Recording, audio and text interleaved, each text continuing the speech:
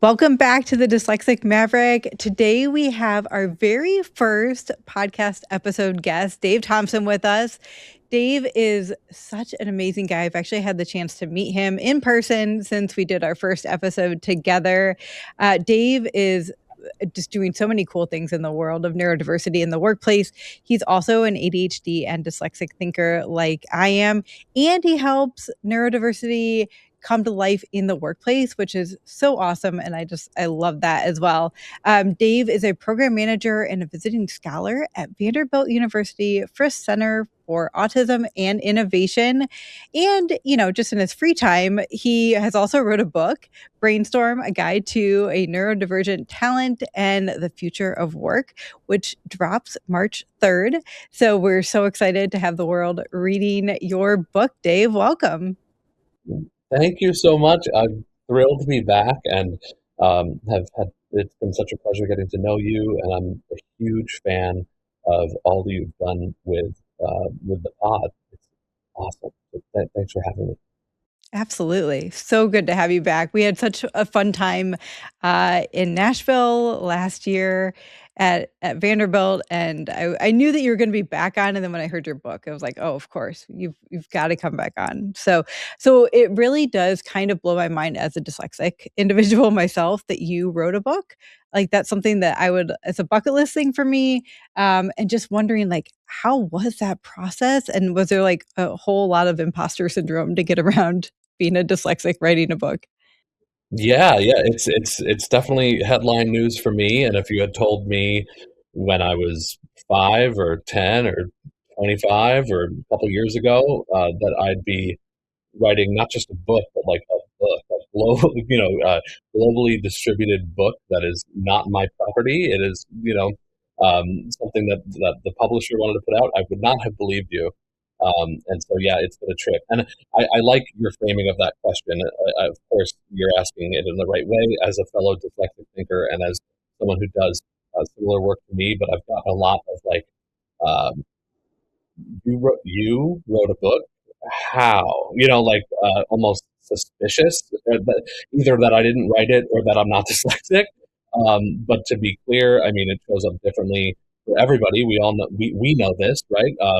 So yes, I read. Yes, I write. The process might look a little bit different from other people, and sure, I do get jumbled up, every now and then, and that's what things like autocorrect and spell check are for. It's never been a better time to be neurodivergent than now, right?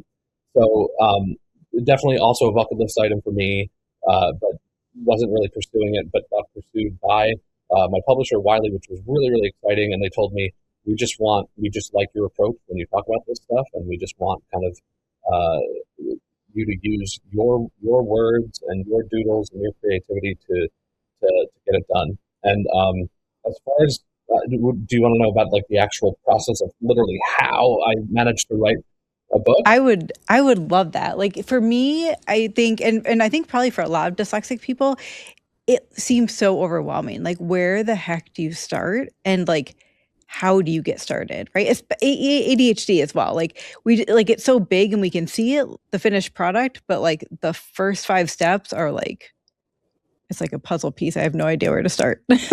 Yeah.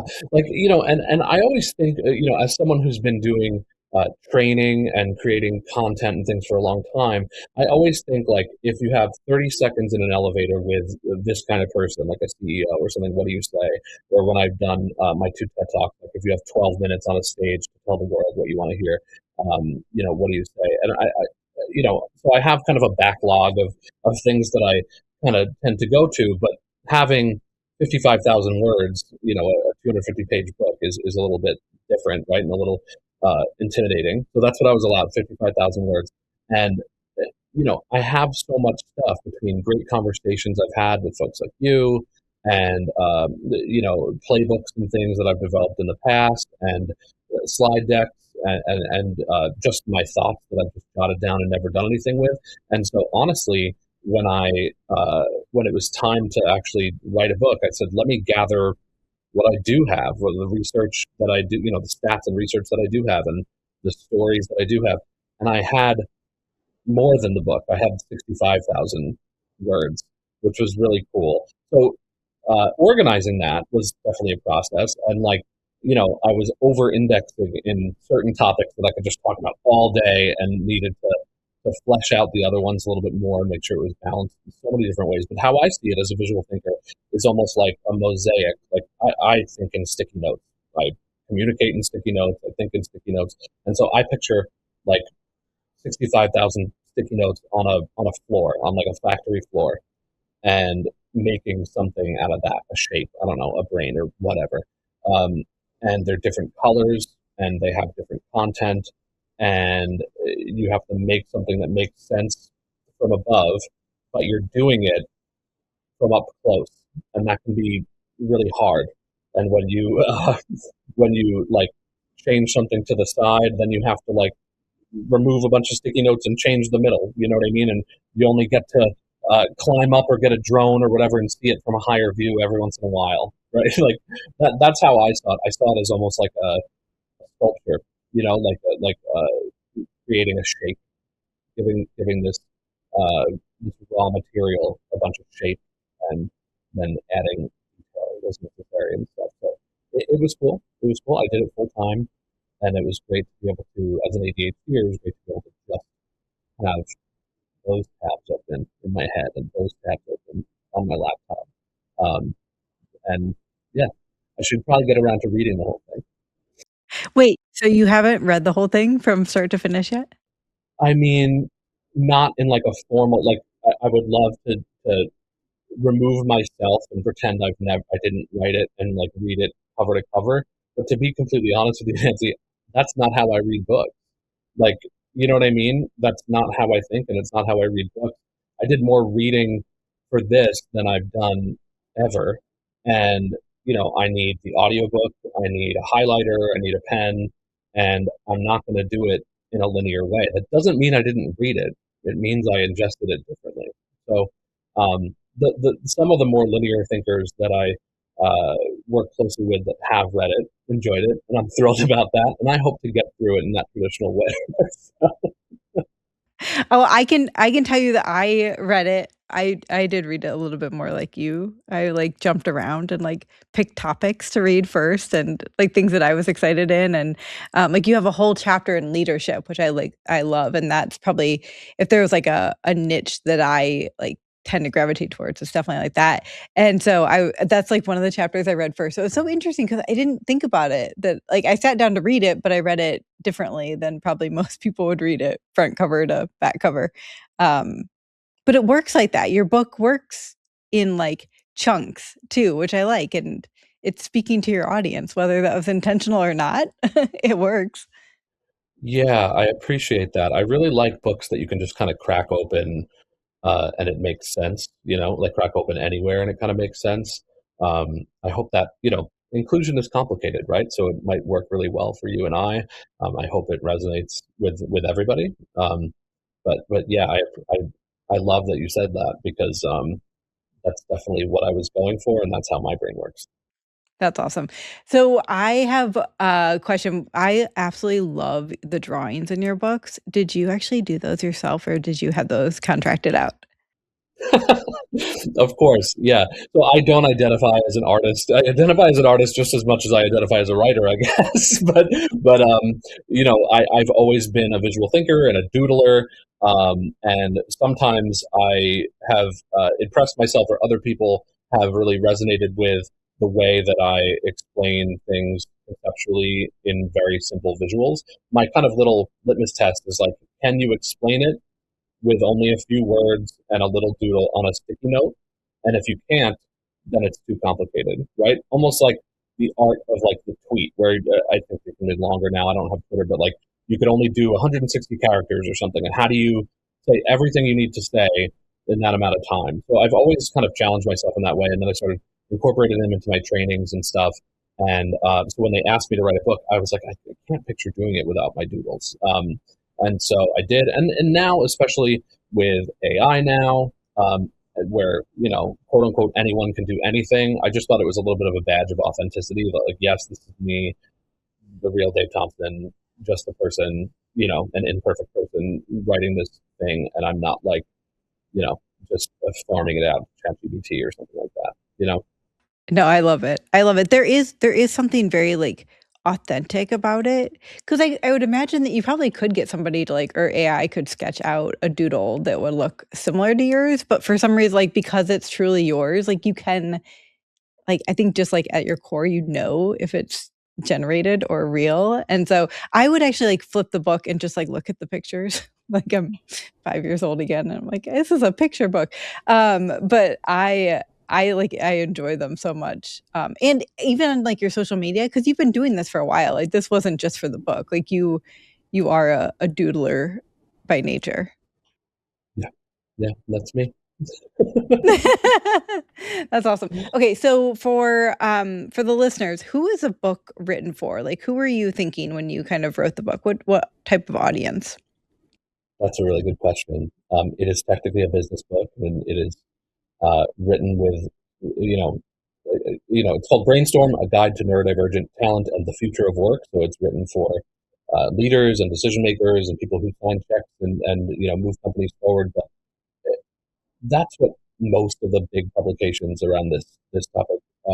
That's who they're mostly for, and I wanted to push up against that a little bit because a it's been, as someone who works with huge organizations around the world, I can tell you the past couple of years have been really difficult as far as uh, people in positions of power being able to affect meaningful change in a sustainable way, right? And we don't need to get into the reasons, but everything from AI and offshoring and legislation and things like that. But also, this is up to everybody. Anyone that you share a workplace parking lot with, or an elevator with, or an email chain with, or a Slack channel with, can make or break their inclusion at work. And there's never been, you know, I'm less about making rules and policy around this stuff, and that policy is important, and more about just getting people stoked and informed around what neurodiversity is, what neurodivergence is, how we can do better, and why it's great for everyone, right? So, I wanted to write it for everybody. That was the goal, um, and I think because of the way I wrote it, it'll be accessible to everybody. The goal is to get it into the hands of what I call the uninitiated, which are the people who don't think they have anything to do with this topic. Little do they know when you get that 30 seconds in an elevator with them or whatever, or they crack open this book, they'll realize that it very much does have to do with them, and it's to their benefit and to the benefit of their business and everything else. Absolutely, absolutely. It was towards the beginning of the book that you were talking about a penguin in a desert, and just that analogy alone, it resonated so much because I've been in workplaces before where I felt like I was doing, like, everything I could, but it truly felt like I was a penguin in a desert. Like, I just wasn't built for that, or my brain wasn't built for what they were asking me to do, and it didn't make sense because there are other jobs that weren't that far off that were great, and I was like a rock star, and then other times I was like, "Oh my gosh, this is painful, exhausting, and I know I'm not that good at it." And so I was just constantly fighting my brain. So when you described that, I felt that, but I would love to know, like, where did the heck did that come from? Was that like a dream one night of like a penguin walking through a desert, or how did you come up with that? No, but since then I've had many, many dreams, and my daughter and I talk about penguins in deserts all of the time. But no, I'll explain, and then I'll tell kind of a funny story about it. So, you know, a good way to look at neurodiversity is to compare it to nature and biodiversity. Biodiversity is how strong and flexible and resilient and adaptive an environment is, and that makes environments more conducive to a wide variety of equally strong and adaptive and incredible rare life. So if you think about like the Galapagos Islands or the rainforest, and bright green tree frogs and spider monkeys and stuff like that, adorable, right? Versus a desert or versus the tundra, where you see just like camels and cacti or a couple of polar bears or whatever.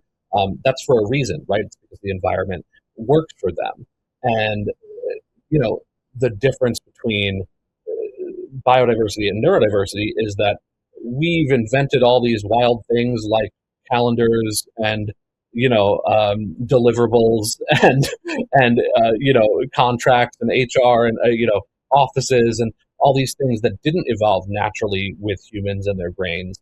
And so we're all in this kind of contrived environment that was designed by imperfect people. So in a way, we're all kind of fish out of water. It was designed with a very rigid idea of the natural variation in humans in mind, whether that be physically, cognitively, emotionally, whatever. And so we often feel like fish out of water or penguins in deserts. And I ask folks, and I've asked thousands of folks in trainings where they'd rather be expected to survive, like camping out somewhere. Would they rather be in the middle of the desert, or would they rather be in the rainforest? The answer is rainforest, right? Sure, there might be like some predators, whatever, but there's places to hide, there's food, there's water, as opposed to being completely exposed to the elements and not being able to eat or drink or whatever for a week, you would die, right? And so I like this concept, and I was actually, here's the funny part. Sorry if I'm rambling, but I do think this is funny to tell a friend. So, and I don't think I've ever told this story before. I've been talking about that ecological model, looking at biodiversity for a long time. And I went to a massive conference in Las Vegas in 2024. And when I got towards the hotel, I noticed Flamingo Road. And my first reaction was like, cool, flamingos. And then I'm like looking around and I'm like, there's not going to be any flamingos here, right? Like flamingos in the desert. I didn't do the penguins in the desert thing yet. Flamingos in the desert, that just doesn't work. And meanwhile, the Flamingo Road is named after the Flamingo Hotel, which is a classic old school Vegas hotel, who have created a little ecosystem within the Flamingo Hotel to allow their real flamingos to thrive day to day, which is really cool, right? So at this conference, I gave this big keynote, and I started the story with flamingos in the desert instead of penguins. And everyone responded really well. I put that into my training. And then when I was going to sit down to write the book, I was like thinking about interviews and thinking about getting outside of the space and making some big swings as far as metaphors and things like that. So I decided to interview a flamingo expert, a zoologist flamingo expert. And I found one right here in Nashville at the Nashville Zoo. There's a great flamingo exhibit, and they agreed to be interviewed for the book about this idea, and then I would, draw it to neurodiversity. But they said, well, you might be a little disappointed because flamingos totally live in deserts. And they said, like, you're probably thinking of like arid deserts. There was some specific nuance to this, but like, sure enough, Google flamingos in deserts, and like, there's thousands of pictures. So it just kind of shows you, the world needs all kinds of minds. And like, I delivered this training to thousands of people, and everyone was picking up what I was putting down. They were into it. It took one person to shoot this down for me, so I changed it to penguins. That is amazing. I mean, I was 100% on board with you too. I'm like, yeah, of course. Like, I've never seen a flamingo in a desert before, just like I haven't seen a penguin in a desert, right? Like, to me, it's kind of the same. Yeah, that's hilarious. Google it. Yeah. Oh my God, that's hilarious. It's funny that nobody else like called it out over the. I mean, that's crazy. Somebody had to have known in one of your audiences. Probably. And I will say, it doesn't always take a flamingo expert or an expert in a field. Like, I've learned so much by just broadening out who I'm speaking to, right? Like, at work at the Frist Center for Autism and Innovation, I work alongside astronomers. Yeah, I know you had Dr. Jess on your show, right? Mostly autistic, all neurodivergent, astrophysicists, astronomers, space scientists that are, I'm sitting next to them making my little PowerPoint slides while they're, controlling telescopes remotely and like, determining how old stars are by how frequently they blink and all this really, really specific stuff. And, I have the benefit of hearing their opinions about what I'm up to. And sometimes, or one day, maybe, I'll add a little bit of input that'll change the way that they do things or let them have an aha moment. And we see this stuff all the time. So, it's important to broaden perspectives, and it doesn't mean that you need to have a PhD in flamingo ecology to it.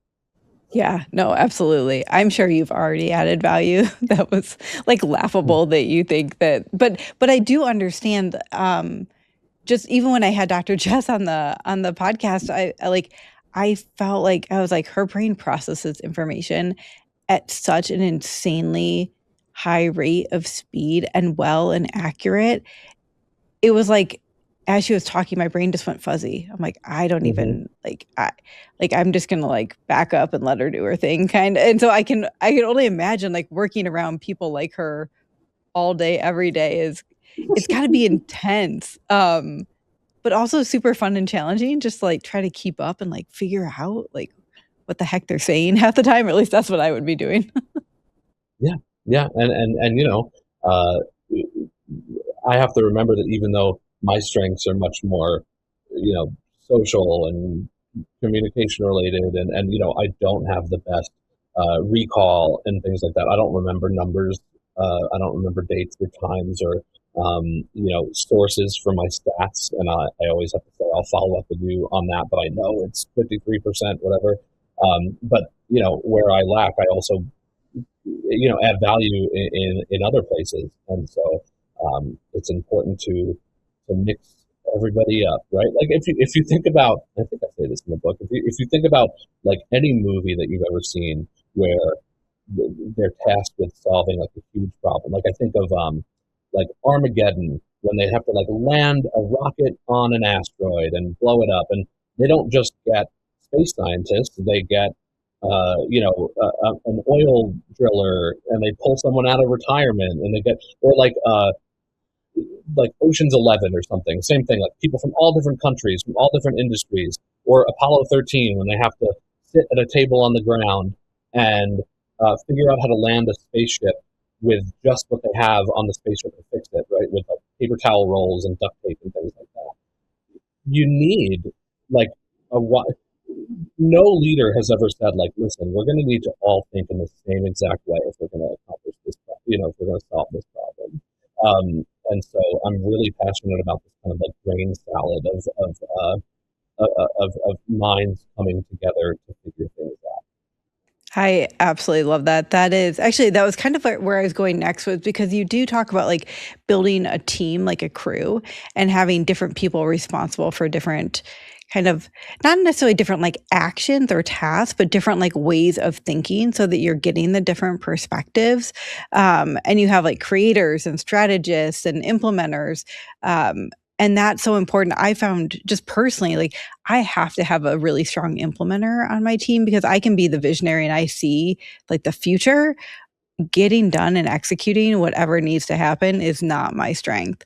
And so I love your brain salad, right? Like it is, it's like all the different pieces and parts mixing together to make it one amazing thing. Absolutely, and it can be really like you notice it when it goes wrong, maybe more so than you notice it when it goes right, right?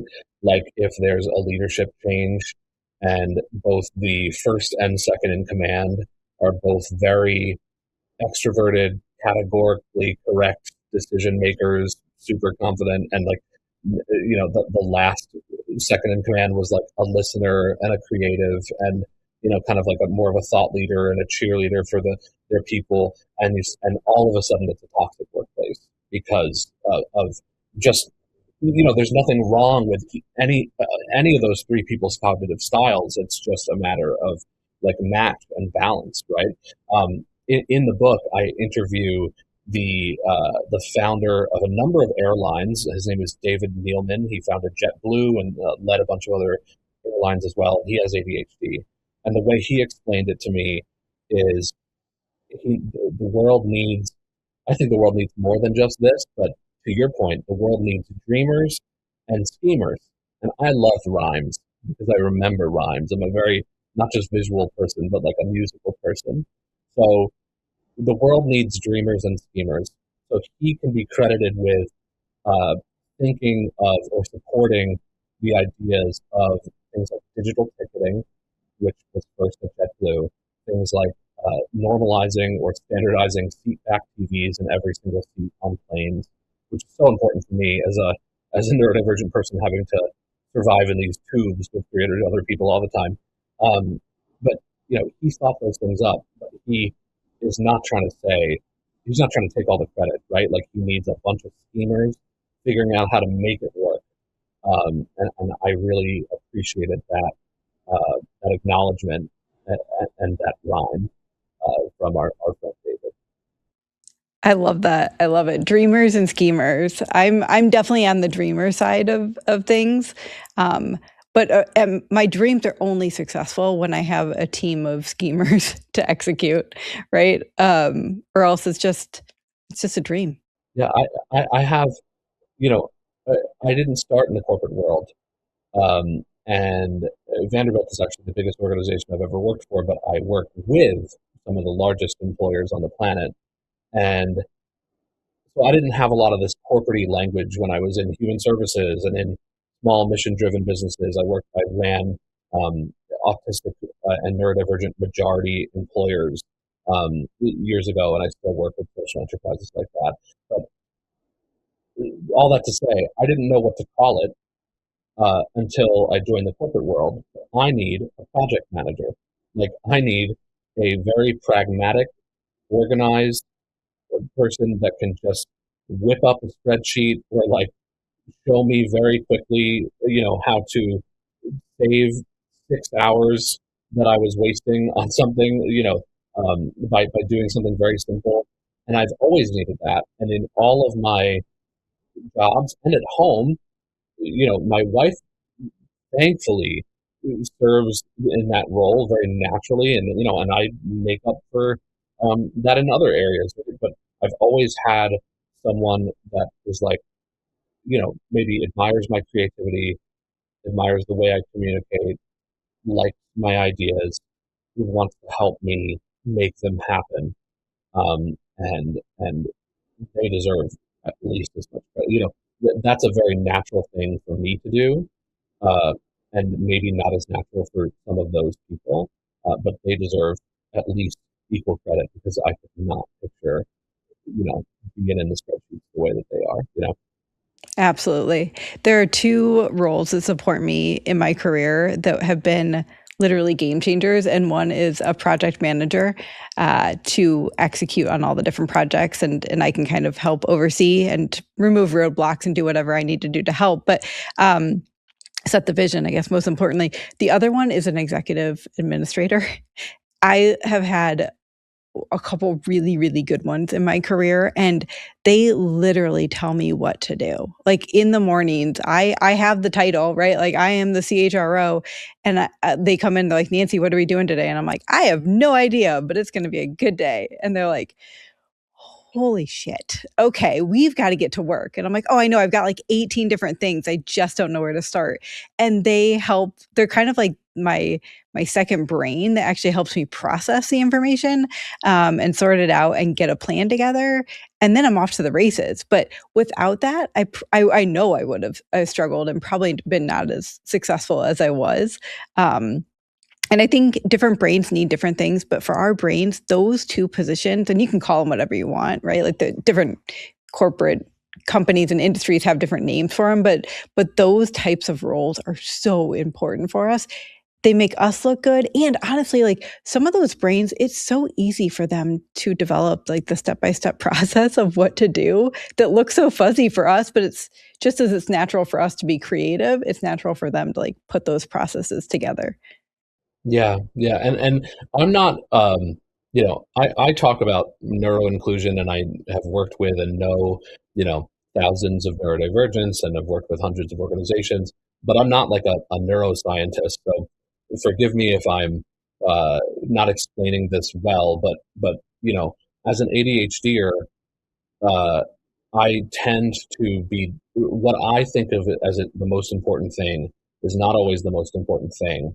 And sometimes it's very hard for me to find clarity or a path forward without, I don't want to say I work well under pressure because I think that that might sound a little toxic, right? But like without a meeting on the calendar about, you know, about the thing, but with some specifics around what people want to know about the thing, because that's how their brain works. And instantly, the difference between me being given like 100-page project that I need to weed through and figure out how to do over the next 4 years, and me finding out that I have a meeting next Wednesday with a mentor about my 4-year plan is like night and day. Like, not just because I say, oh no, I need to figure this out, but because my brain switches modes and snaps into something different, which is so cool. And you can call it being a people pleaser, or you can call it working well under pressure, but I don't think it's either of those things. And so that's another way another reason why we need a bunch of different minds and need to work together. I want autonomy, but I want support. I want a sounding board. And when I have those things, I'm going to deliver way better than resizing the lightning bolt on my logo for 5 hours when I could have been like invoicing or something like that. You know what I mean? Yeah, no, I 100% agree. What came up when I'm kind of like listening to you and thinking about my own situations is, there's a level of privilege in senior leadership in some companies, right? Of like having these positions to support. And I think one of the toughest positions is to be like that middle management group where you're expected to lead as a senior leader, and yet you have almost no support and no training on how to actually do it effectively. And so I'm picturing like somebody like that listening, potentially having ADHD and dyslexia. Do you have any like tips for them as to like how, they're not going to be able to request an executive admin or a project manager necessarily, but like what were some workarounds that you found that work in the workplace that could potentially help them? No, most people don't like feeling like a cog in a machine. Some people don't mind. Some people want to clock in, clock out, sweep the floor, do it right, same way for 20 years, and that's okay. I would not do well in a position like that, and I know many that wouldn't. And I feel bad for middle managers as well, because one thing, I agree with your points, but one thing you didn't mention is that they don't have a lot of swing. Like, they have to enforce policy, but they can't just change policy. So what about when it doesn't make sense to them? What about when they see all these gaps? So I think, I don't know if you're going to like this answer, because I'm starting with what the company can do and not what the individual can do. But like, I think it comes down to psychological safety for everyone. And most of those people in, high levels of positional power, have a lot of psychological safety. Like, they work how they want to work. I'm sure some of the emails about return to work after COVID were written from home, were written from the golf course, and I'm sure some of those CEOs have not come back yet. Right? They're emailing from the golf course and things like that. So they not so much them, right? But like, for everyone else, we need to feel included and valued as part of the team, no matter what our role is. We want to understand how our role and how our talents and our skills fit into the wider mission and vision of the company. And then we want to be learners. We need to be able to ask questions and seek support and make mistakes. So asking questions would be like, why is that thing the way it is, right? And being safe to do that. We need to be contributors, safe to be contributors, as in, the way we were doing this before was really disorganized, but I took the initiative to create this chatbot or whatever that, cuts time in half and makes it really clear for me who else wants to use it. Like, we need to have flexibility there, be credited properly for that. Our ideas should be taken seriously. And then challenger safety, which is like being able to raise your hand respectfully and without judgment and say, I don't agree with this policy, or I don't agree with the fact that we use Windows when, everyone's secretly using Mac, or the fact that we can't use LLMs when like everyone's really using LLMs, right? Like, we need to be able to have those conversations. And it doesn't mean that companies need to put themselves on their heads because they need to listen to every single person. That's a great way to go out of business, right? If you just bend to every opinion or every perspective. But making that time and space is so important, A, for the company, because that's the only way to innovate and move forward and increase productivity and efficiency and everything else, but also employee belonging and understanding and just uh, giving context for why you can't switch from Windows to Mac, right? Like, um, that's so important. So to those managers, I would say it's scary and it's disheartening and it's difficult, but like, do your best to follow those steps. Like, ask yourself those questions: Am I included? Am I valued? Am I learning? Am I safe to? Am I contributing? What happens when I do try to like just throw an idea out there? And can I, most aspirational, can I say like, "Hey, this sucks," right? And if you don't have inclusion and learner and contributor safety, and you go in saying, "Hey, this sucks," that's probably a recipe for disaster. Like, this is kind of a four-step process, right? Because that's when you're jaded, and that's when malicious compliance and things like that come into play. But that's what you want, and sometimes the company doesn't deserve you. Yeah. It's okay, right? We're allowed to say that, and we all have choices and can find other organizations. I think we've seen that over the past few years. Like, good companies retain good people, and they're rewarded for it. And I will say, to your point about like the psychological safety, when I have spoken up, or sometimes I think for our brains, like, the answer is so clear that we think we're almost, like, missing something because it's just so obvious, and everyone else around the table is actually trying to figure it out. We have the answer. We don't always have the confidence to say it. It usually works out in my benefit to actually say the idea, and maybe there's a piece I wasn't I missed or whatever, but most people are like, "Oh my gosh, like, how long have you thought that way and just been holding out, sitting here at the table, not saying it," right? So, I think it's really important to take that leap, to test the waters, to try and share your creative thoughts and ideas, because I think a lot of times it actually works out in our benefit. And at the end of the day, everyone wants the problem solved. Like, they don't really care who has the solution, right? Like, they need it solved and they need to move on. So, um, I agree. What about um, from a relationship side? I'm really curious because I know, like, we talk a lot about workplace and managers and employees and all that good stuff. But I do think ADHD brains and dyslexic brains can be a challenge to live with too. From like a relationship side of thing, I've been married 3 times, so I can speak to this honestly about relationships are hard for at least my brain specifically, but I think in general for neurodivergent brains, especially if you're with a neurotypical person. Um, I think it can also, to that team aspect, be an amazing combination, right? When you can get it right and really support each other. But are there any like challenges that you and your wife have, or any tips or tricks that you guys do that works out well for your relationship? I'm so lucky, and I don't know, I didn't have the language or full understanding of like what I needed or what I was looking for when I found my partner. Um, but it is a constant, just like what I would tell companies, like, it's a constant need to be in like a learning and growth mindset. I'm learning more about my brain and my needs all the time, and my strengths and how I can contribute. And so is she, and she's learning about mine, and I really appreciate that.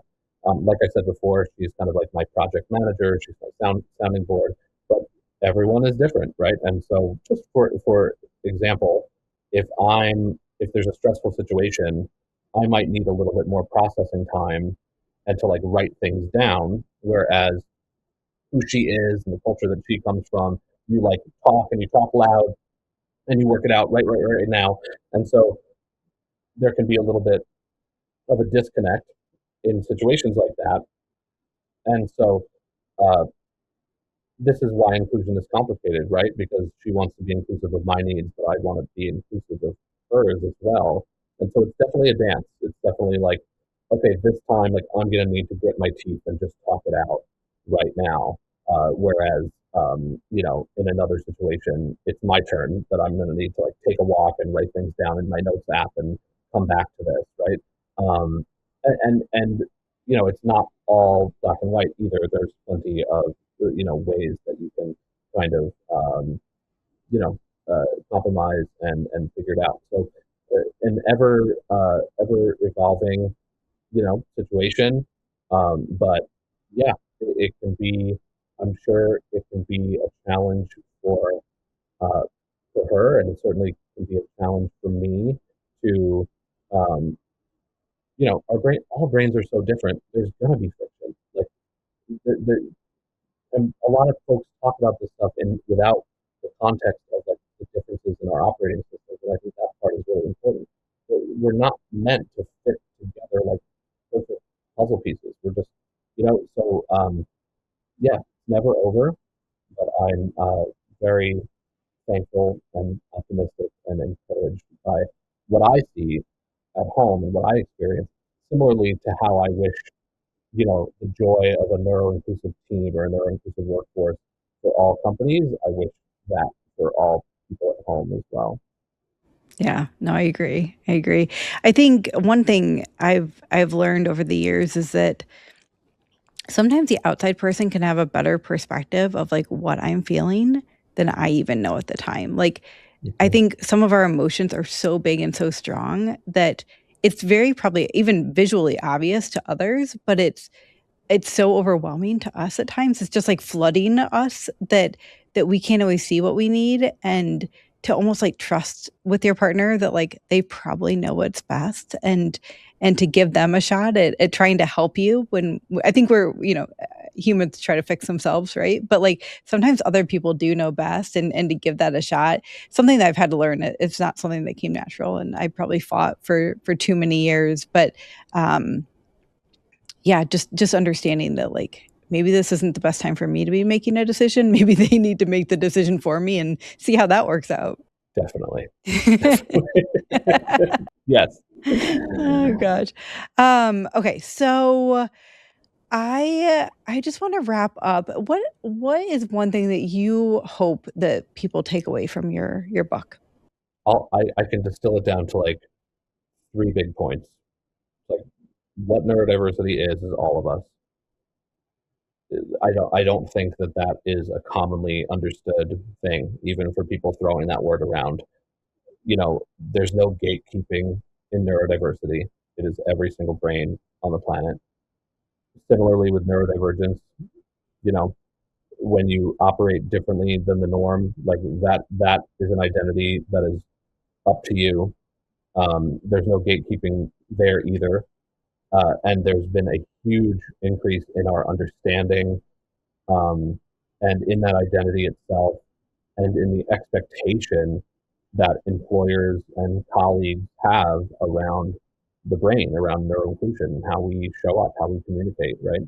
Um, and so it's kind of a mandate, and that when you do it, because neurodiversity is for everybody, those benefits are for everybody. And it's not just about, you know, you got to hire these neurodivergent people because they're going to innovate and they're never going to quit. And it's not about this individual performance narrative, this superhero narrative that has been created. That's a complicated topic that we could do another hour on. But it's about that all those good things, all that ROI, all that retention and productivity and innovation and efficiency and belonging and all that stuff goes up when entire teams adopt this mindset that we all have different brains, we all have different needs, strengths, etc.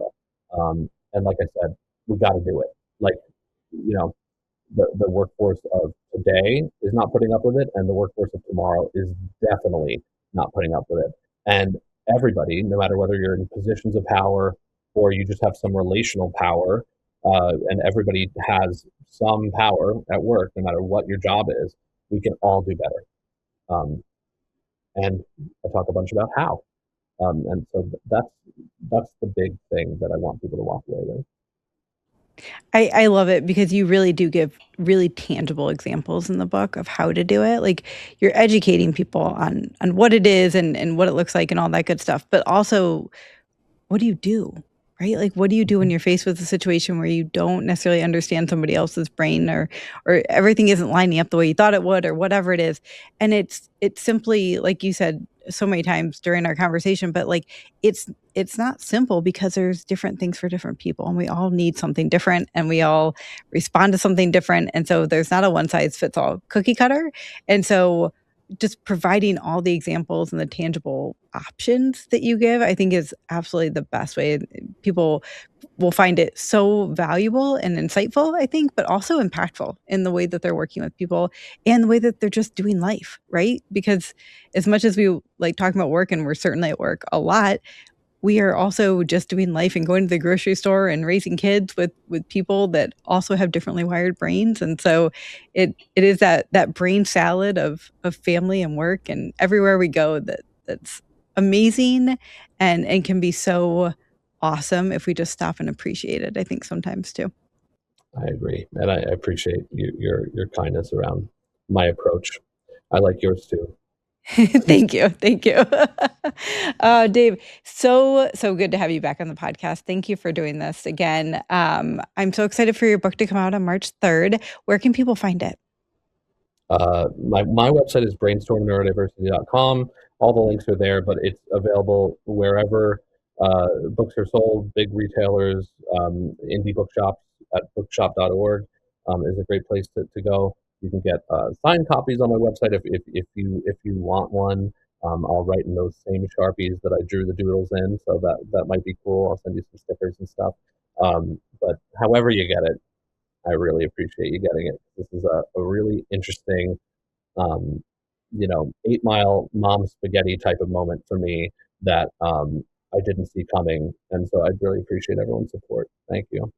Absolutely. I'm so proud of you in doing this, and I know this is just the start of the next chapter in your journey, which is going to be amazing to watch and to cheer you on through. So thank you again.